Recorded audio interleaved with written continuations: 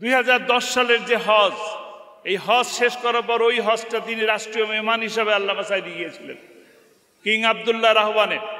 সেই হজে আমি হজ শেষ করার পরে মিনায় আব্বার সাথে দেখা করলাম, বললাম কিংয়ের সাথে ডিনার করতে যাচ্ছেন, একটা কথা বলবো কি? বলল বলো।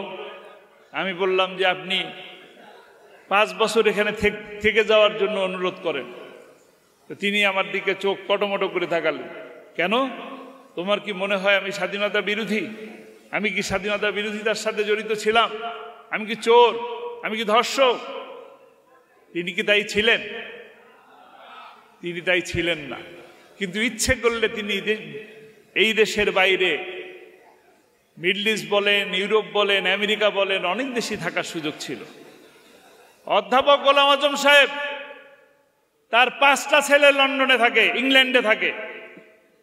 কয় বছর থাকা লাগবে তার? থাকতে পারতেন কিনা? যেতে পারতেন কিনা? যান নাই। এই দেশের বিচার বিভাগের প্রতি আস্থা রেখেছিলেন, কিন্তু আমরা ন্যায় বিচার পাই নাই। বিশেষ করে আমি ঢাকা শহরের বিভিন্ন জায়গা গেলেও শাহবাগে আসতে পারতাম না, কারণ শাহবাগের থানা আমাকে বারবার খুঁজত। বিশেষ করে এই থানায় ছিলেন সিরাজুল ইসলাম নামে একজন ওসি, যিনি এই ট্রাইব্যুনালে দাঁড়িয়ে আমার সামনে বসে আমার এই প্রিয় ভাই, অত্যন্ত ভদ্র মানুষ, তার সাথেও দুর্ব্যবহার করছেন। সিরাজুল ইসলাম এই শাহবাগ থানার ওসি ছিল। তিনি আমার নামেও 4টা মামলা দিয়েছিলেন। এখানে আমার আসা একেবারেই দুষ্কর ছিল। সেইখানে আসতে পারলাম। সেই সাথে এটাও বলতে হয়, এ জায়গায় আসার মতন একটা পরিবেশ যে আল্লাহ রাব্বুল আলামিন সৃষ্টি করে দিলেন। আপনাদের প্রিয় মানুষ, প্রখ্যাত মুফাসসির কোরআন আল্লামা সাঈদী একটি সুস্থ মানুষ, তাকে এই হাসপাতালেই নিয়ে আসা হয়েছিল এবং এই হাসপাতালেই তাকে হত্যা করা হয়েছে। এই সভা থেকে সেই প্রতিবাদই জানাচ্ছি। আল্লাহ তাআলা সুযোগ করলেন, আল্লাহর দরবারে শুকরিয়া আদায় করছি, আলহামদুলিল্লাহ। আপনাদের সকলকে ধন্যবাদ জানাচ্ছি, কৃতজ্ঞতা জানাচ্ছি যে আপনারা এতক্ষণ ধরে অত্যন্ত ধৈর্য সহকারে আমাদের সকলের কথা শুনলেন। এখানে আগত মেহমানগণ সকলকে কথা বলার সুযোগ আমি দিতে পারি নাই। সভাপতিত্ব করেছি, বসে থেকেছি, শুনেছি। আমার মন চাচ্ছিল যে আরো অনেককে কথা বলার সুযোগ করে দেই, কিন্তু সময় তো থেমে থাকছে না। সময় ঘোড়ার গতিতে চলছে, বা তার থেকেও বেশি জোরে চলছে। যারা সামনে বসে আছেন তারা সকলেই ব্যস্ত, এত সময় তাদের নেই। আপনারা বসে আছেন, আপনাদেরও এত সময় নেই। কিন্তু শুধুমাত্র আল্লামা সাঈদীর কথা, শুধুমাত্র কোরআনের পাখির কথা, কোরআনের পাখির জীবনী শুনবেন, এই কথা জানার জন্য, তাকে শোনার জন্য, তাকে বোঝার জন্য আপনারা সকলে ধৈর্য সহকারে বসলেন। আমি আপনাদেরকে সকলকে আবারও কৃতজ্ঞতা জানাচ্ছি, ধন্যবাদ জানাচ্ছি। আল্লামা সাঈদীকে ভালোবাসেন কেন? আল্লামা সাঈদীকে গোটা দেশের মানুষ ভালোবাসে কেন? আল্লামা সাঈদীকে ভালোবেসে কেন জীবন দেয়? এখনো কেন 2 বছর পরে আল্লামা সাঈদীর নাম নিলে চোখে পানি আসে, বুকটা থরথর করে ওঠে, হৃদয়টা কেঁপে ওঠে, চোখে পানি চলে আসে? এর একমাত্র কারণ তিনি কোরআনের কথা গোটা বাংলাদেশ ব্যাপী মানুষের কাছে পৌঁছে দিয়েছেন। তিনি কোরআনের বাণীকে পৌঁছে দিয়েছেন। তিনি যেটা যতটুকু বুঝতেন, সেই কোরআনকে তিনি ততটুকু বিশ্বাস করতেন এবং আমল করতেন। আমি এটাই আহ্বান করতে চাই, যারা আমরা আল্লামা সাঈদীকে ভালোবাসি, কোরআনের জন্য ভালোবাসি বলি, আল্লাহর জন্য ভালোবাসি বলি, কিন্তু আল্লামা সাঈদীর জন্য যে আমরা তার মতন টুপি পরি, তার মতন জামা পরি, তার মতন বক্তব্য রাখার চেষ্টা করি, কিন্তু তার মতন করে আমল করার চেষ্টা করছি কিনা। আমি আহ্বান জানাবো, আল্লামা সাঈদী এখানে কথা শুনলেন, তিনি তাহাজ্জুদ কাজা করতেন না, নামাজ তো দূরের কথা, ফরজ নামাজ, তাহাজ্জুদই কাজা করতেন না। সেই মানুষটার এই আমলগুলো যেন আমরা ধরে রাখতে পারি। তিনি সংগঠনের প্রতি আনুগত্য ছিল, এই দেশের বিচার বিভাগের প্রতি আস্থা ছিল। কেন তিনি দেশে আছেন, কেন বিচারের মধ্যে পড়লেন, এটা সকলেই জানেন। ভারতের আগ্রাসন বিরোধী কথা বলতেন বলেই তাকে আজকে এই অবস্থার মধ্যে যেতে হয়েছে। কিন্তু এখানে বসে আছেন আমাদের আব্দুল্লাহ আজমি ভাই। এখানে শহীদ পরিবারের অনেক সদস্য ছিলেন, অনেকে চলে গেছেন, এখন অনেকে আছেন।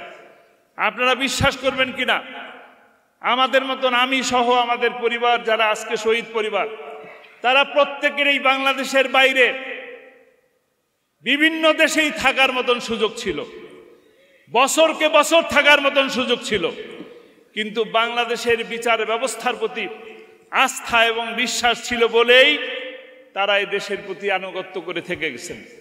আমি তো সাক্ষী। 2010 সালের যে হজ, এই হজ শেষ করার পর ওই হজটা তিনি রাষ্ট্রীয় মেহমান হিসাবে আল্লামা সাঈদী গিয়েছিলেন কিং আবদুল্লাহ রাহওয়ানের। সেই হজে আমি হজ শেষ করার পরে মিনায় আব্বার সাথে দেখা করলাম। বললাম, কিংয়ের সাথে ডিনার করতে যাচ্ছেন, একটা কথা বলবো কি? বলল, বলো।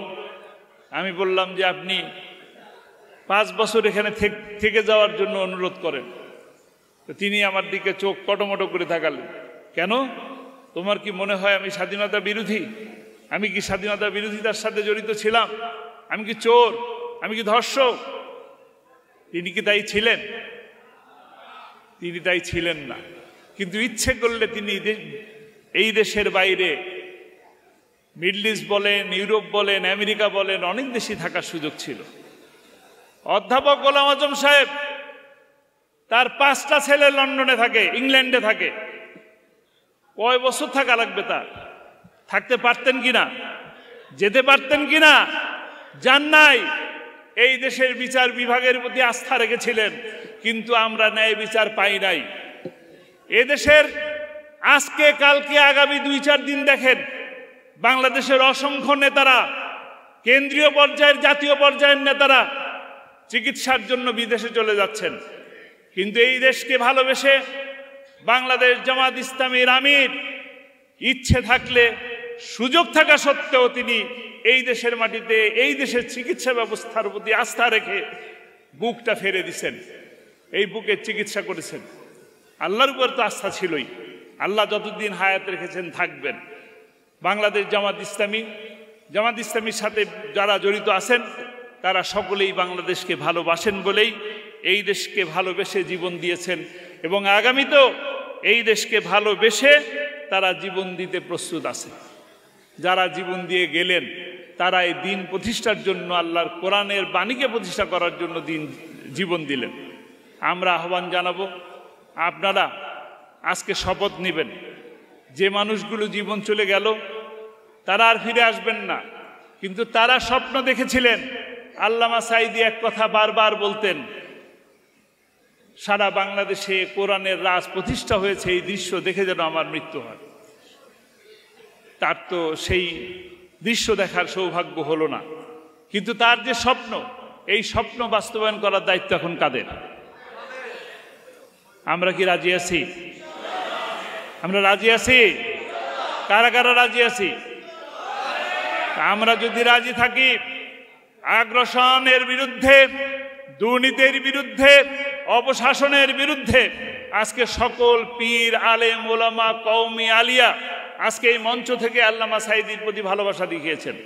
আজকে আসুন, বাংলাদেশকে সুন্দর একটি সমাজ, ইনসাফ ভিত্তিক কল্যাণমুখী একটি রাষ্ট্র গঠন করার লক্ষ্যে ঐক্যবদ্ধভাবে এই সুযোগকে কাজে লাগিয়ে আমরা যেন চলতে পারি, সেই তৌফিক আল্লাহ তাআলা আমাদেরকে দান করুন। আমা তৌফিক ইল্লা বিল্লাহ। আসসালামু আলাইকুম ওয়া রাহমাতুল্লাহি ওয়া বারাকাতুহু।